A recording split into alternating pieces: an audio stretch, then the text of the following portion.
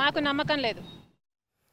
మరికొద్దిసేపట్లో శబరిమలలో మకర జ్యోతి దర్శనం ఇవ్వబోతోంది. భక్తులు ఆసక్తిగా ఎదురు చూస్తున్నారు జ్యోతి దర్శనం కోసం. ఇప్పుడు శబరిమల నుంచి లైవ్లో చూద్దాం.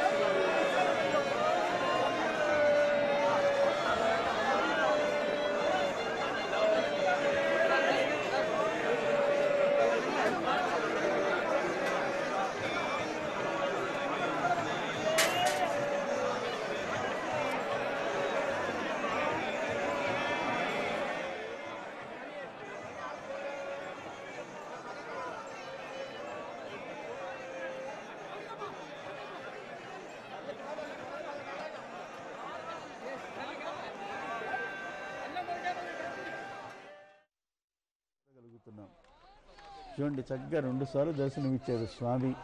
ఇక మిగతా కార్యక్రమం అంతా కూడా అక్కడ పూజ అయిపోవటం అయిపోయింది, మకర పూజ అయిపోయింది. ఆ తద్వారా మనకి ఏమిటంటే ఇక్కడ అందరికి ప్రసాదం పంచడం జరుగుతుంది. అక్కడ కూడా అనుమతిస్తారు కదా భక్తుల్ని. ఇప్పుడు అదే దీక్షాధరుణ్ణి అందరూ కాదు, ఇరుముడి ఎవరైతే కట్టుకున్నారో వాళ్ళందరినీ కూడా అనుభవిస్తారు. చిన్న పిల్లలు, పసిపిల్లలు కూడా ఎంత చక్కగా భజన చేస్తున్నారు. స్వామి శరణమయ్యప్ప అనేటువంటి భజన చక్కగా చేస్తున్నారు. ఇవన్నీ కూడా ప్రకృతిలో సంభవించేటువంటి ఒక పరిణామాల్ని మనం చూడగలుగుతున్నాం. ప్రకృతే మూలం, ప్రకృతే.